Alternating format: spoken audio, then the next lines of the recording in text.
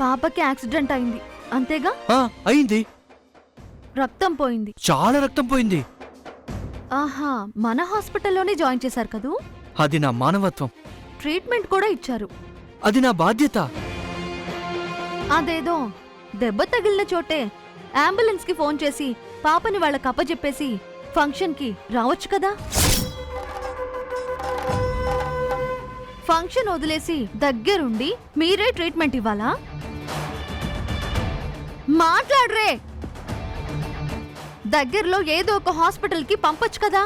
పరాయి వాళ్ళైతే పంపొచ్చు, కానీ ఆ పాప మన శ్రీకన్య మనవరాలు శృతి. దేవుడా, మళ్ళీ ఇంకో అబద్ధం చెప్పేశానే. శ్రీకన్య మనవరాలా? మన హాస్పిటల్లో నర్సుగా పనిచేస్తున్న శ్రీకన్య మనవరాలు. బాధ్యత లేకుండా వేరే హాస్పిటల్కి ఎలా పంపించను శృతి? మరి శ్రీకన్య లేదా? ఎందుకు లేదు?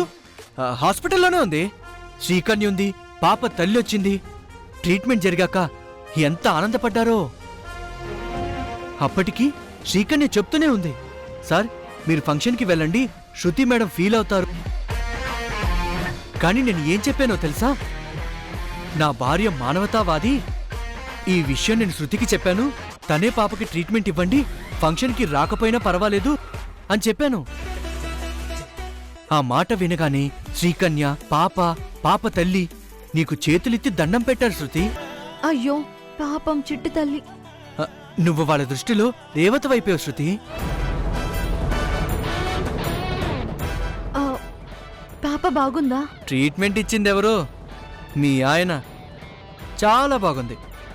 చాలా గొప్ప పని చేశారండి. నిజంగా నాకు చాలా హ్యాపీగా ఉంది. కానీ ఫంక్షన్కి రాలేకపోయానే, నిన్ను బాధ పెట్టానే. ఫంక్షన్ కన్నా ప్రాణం మిన్న. మీరు ఒక నిండు ప్రాణం నిలబెట్టారు. అది చాలండి, అది చాలు. పైగా నిన్ను దేవత అన్నారు.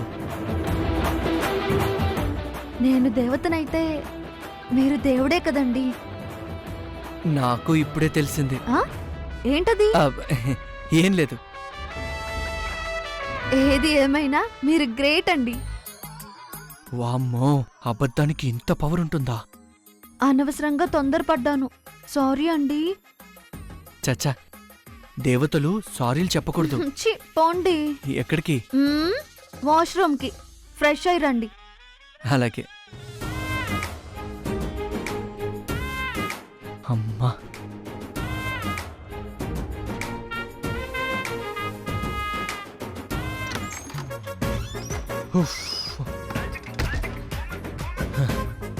ఇన్నాళ్ళు నిజం చెప్తే రాని రెస్పాన్స్ ఒక్క అబద్ధం చెప్తే వచ్చిందే. ఇదేదో బాగుంది. ఏదైతేనే సేఫ్గా బయటపడ్డాను. ఇక ఏ సమస్య లేదు.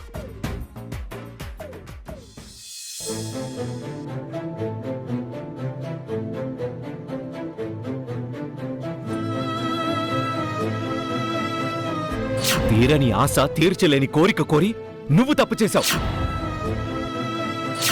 కాని దాన్ని అయినట్టు, జరగని దాన్ని జరిగినట్టు, అబద్ధాన్ని నిజం చేసి నిన్ను నమ్మించి ఈవిడిగారు తప్పు చేసింది. మారితే పెళ్లంగా ఉండేది, మారడంలో ఫెయిల్ అయిపోయింది. కాబట్టి అది ఎప్పటికీ నా మనసులోకి రాదు, రాలేదు.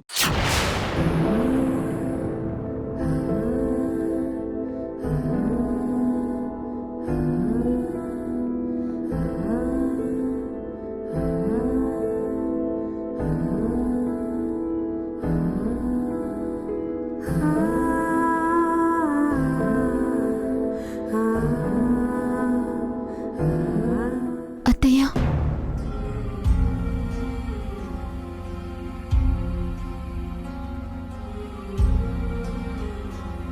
నన్ను క్షమించండి అత్తయ్య. ఎందుకమ్మా క్షమాపణ?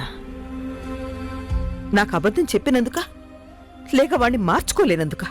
ఇంతటి దురదృష్టవంతురాలు మీకు కోడలిగా ఈ ఇంటికొచ్చినందుకు.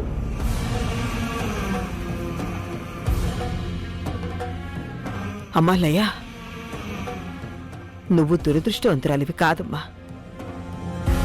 అలాంటి విలువలు లేని కొడుకును కన్నందుకు నేనే నిజమైన దురదృష్టవంతురాల్ని.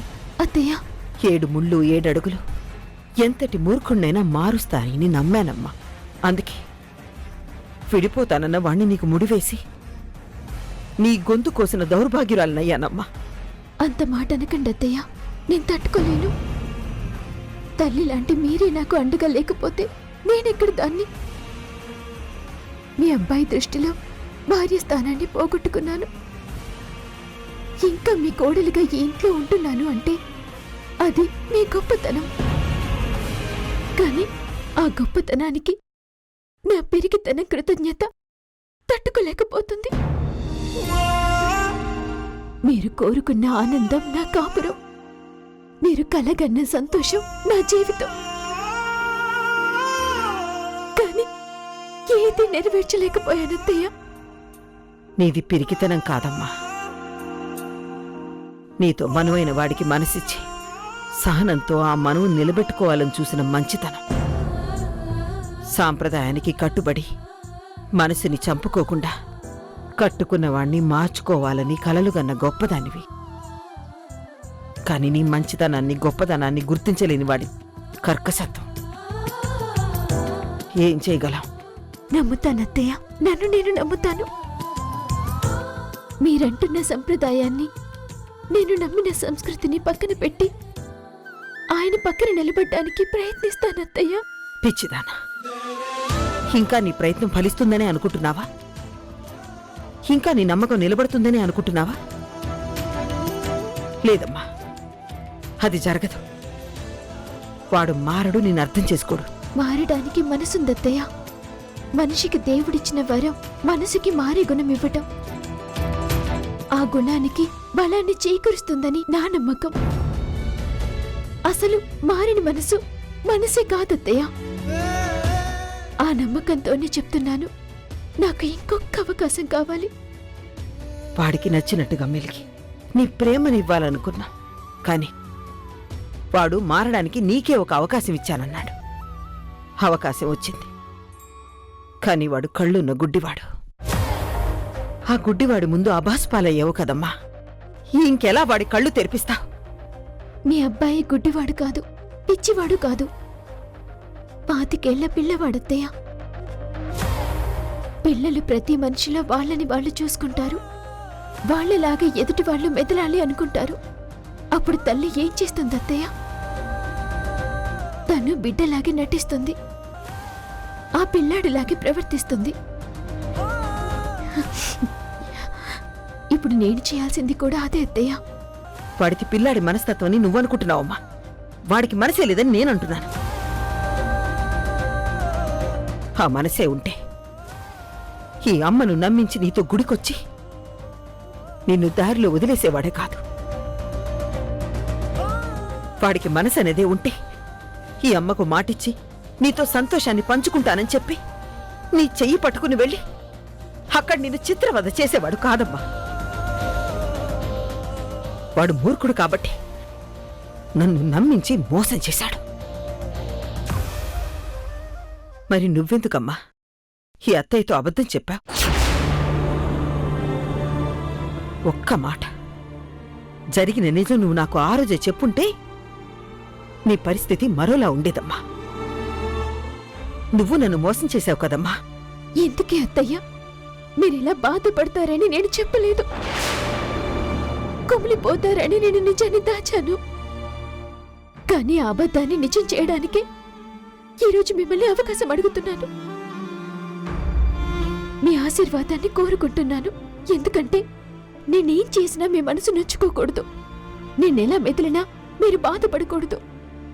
అందుకు మీ సహకారం నాకు కావాలత్తయ్య. వాడు నిన్ను కన్నెత్తి చూస్తేనే పొంగిపోయేదాన్ని. నీ నిర్ణయాన్ని కాదంటానా? వాడు నిన్ను పేరు పెట్టి పిలిస్తేనే మురిసిపోయేదాన్ని. వాడు మారడానికి నువ్వు చేసే ప్రయత్నాన్ని కాదంటానా? అత్తయ్య, అమ్మాలయ్య, నీ కాపురాన్ని నిలబెట్టుకోవడానికి నువ్వు ఏం చేసినా నేను నొచ్చుకోను, మెచ్చుకుంటాను. నా చిన్న కొడలు సాంప్రదాయానికి ప్రతీక, సంస్కారానికి చిరునామా, తప్పటడుగు వేయదు. నీకు ప్రతి క్షణం ఈ అత్తయ్య తోడుగా ఉంటుందమ్మా. ఇది చాలత్తయ్య. ఎన్నాళ్ళు అబద్ధాన్ని నమ్మారు, ఇప్పుడు నిజాన్ని నమ్మండి.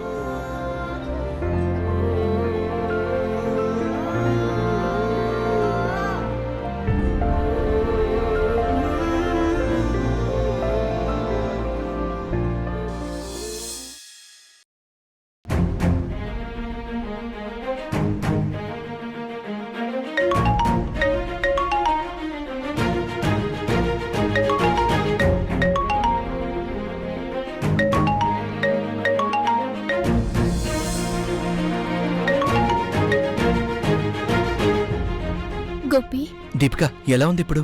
బానే ఉంది గోపి. ప్రాబ్లం ఏం లేదు కదా? లేదు, ఐఎమ్ ఫైన్. టాబ్లెట్స్ వేసుకున్నావా?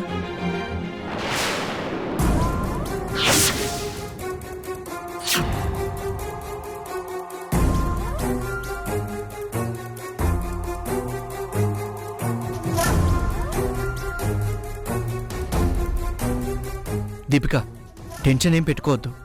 టైంకి టాబ్లెట్స్ వేసుకుని టైంకి ఫుడ్ తీసుకో. గోపి, నిజంగా నీకెలా థ్యాంక్స్ చెప్పాలో తెలియట్లేదు. నువ్వే లేకపోతే. దీపిక ప్లీజ్, ఏంటా మాటలు? ఇది నా బాధ్యత. ఇంకెప్పుడు నువ్వు ఇలా మాట్లాడుకో.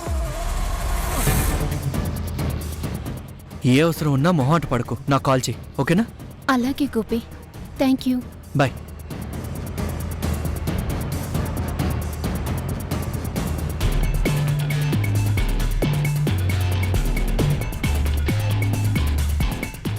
అమ్మో, నా పెళ్ళాన్ని నమ్మడానికి వీల్లేదు. ఫోన్ చెక్ చేసినా చేస్తుంది. ఇప్పుడు కానీ డైల్ కాల్స్లో దీపిక నెంబర్ చూసిందనుకో, నా పని అవుట్. డిలీట్ చేసేస్తే సరే.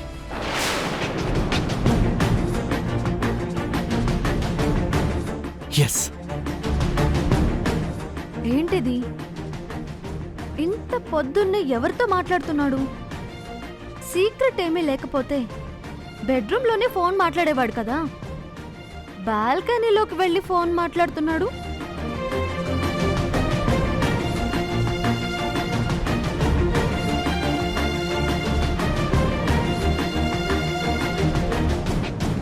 అంటే ఏదైనా దాస్తున్నారా? చెప్తా. అసలు నమ్మడానికి వీల్లేదు.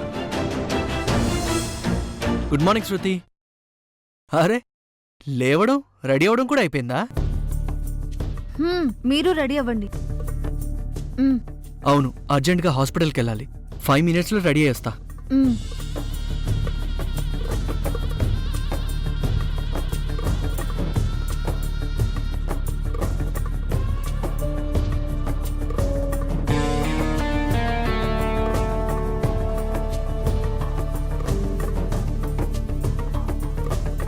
ఇదేంటి, ఇప్పటిదాకా ఫోన్లో మాట్లాడాడు, కానీ ఈ టైంలో ఇన్కమింగ్ నంబర్ లేదు, అవుట్ గోయింగ్ నంబర్ లేదు. ఈ ఫోన్లో అంటే నిన్న రాత్రి లాస్ట్ కాల్ నాకే చేసినట్టుంది. మరి ఇప్పటిదాకా మాట్లాడిన నంబర్ డిలీట్ చేశాడా?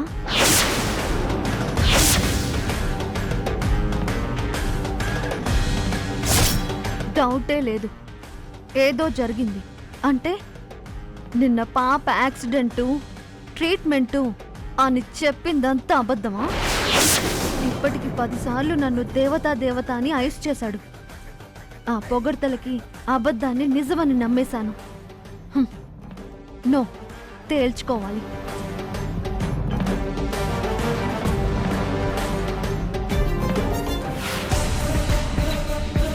శృతి, నేను ఫ్రెష్ అయిపోయాను.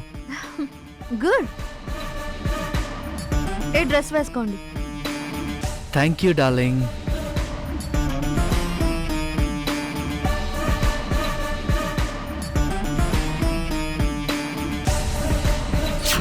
నిజ శృతి, ఓ పాపని ఈ చేతులతో కాపాడాను.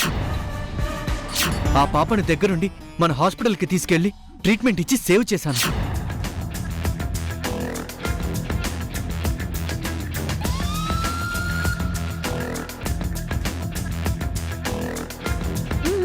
నేను పెడతాను.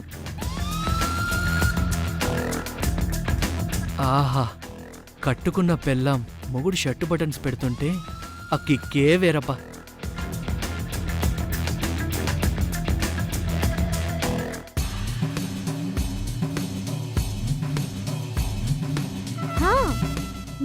అడుగుతాను.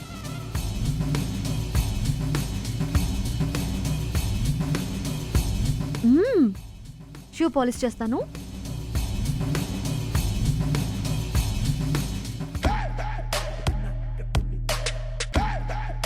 థ్యాంక్స్ శృతి.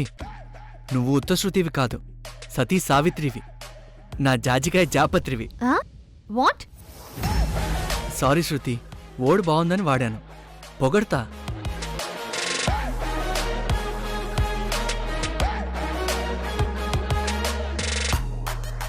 ఇదిగోండి మీ శృతి. Thank you dear.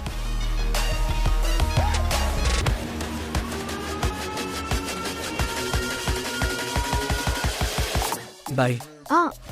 ఒక్క నిమిషం. పదండి. ఎక్కడికి? నేను మీతో వస్తున్నానండి. నువ్వెక్కడికి? హాస్పిటల్కే కదండి, పదండి. ఆ, దేనికి శృతి? నిన్న యాక్సిడెంట్ జరిగిన పాపని చూడ్డానికి.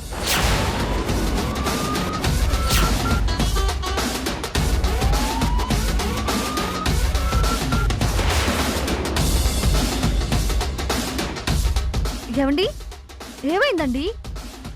ఏవండి, లేవండి, లేవండి, ఏమైంది? అనవసరంగా నోరు జారాను. నోరు జారారా? చిచి, కాలు జారాను, అందుకే కదా పడ్డాను. పడితే పడ్డారు, వెళ్దాం పదండి. అయ్యో శృతి, ఇప్పుడు నువ్వెందుకు? నేను చూసుకుంటాను కదా పాపని. ఛా, అలా అంటారేంటండి? అంత మంచి పాపని చూడకపోతే ఏం మర్యాదగా ఉంటుంది చెప్పండి? నిన్ననే చాలా మర్యాద ఇచ్చారు కదా శృతి, మళ్ళీ ఎందుకు? పైగా ఉన్న పలంగా అంటే ఉన్న పలంగా కాక ఆపదలో ఉన్న పాపని చూడ్డానికి ముహూర్తం చూసుకొని వెళ్తారా? పదండి. శృతి, నా మాట విని శృతి, ఇప్పుడు నువ్వు రావడం బాగోదు. ఎందుకు బాగోదు? అక్కడ పాప లేదు. పాప లేదా?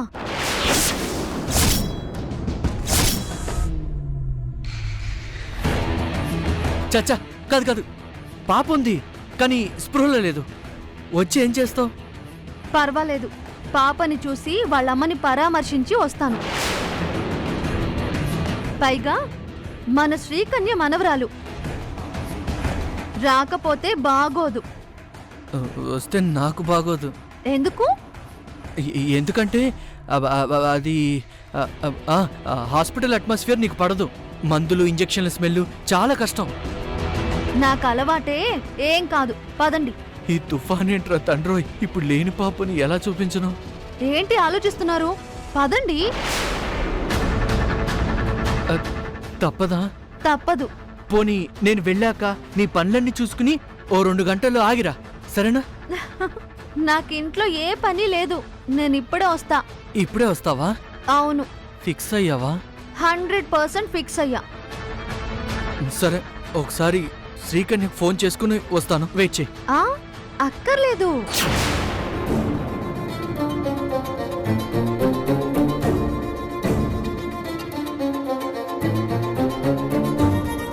మనం వెళ్ళేసరికి శ్రీకన్య హాస్పిటల్లోనే ఉంటుంది కదా. కదా, ఉంటుంది.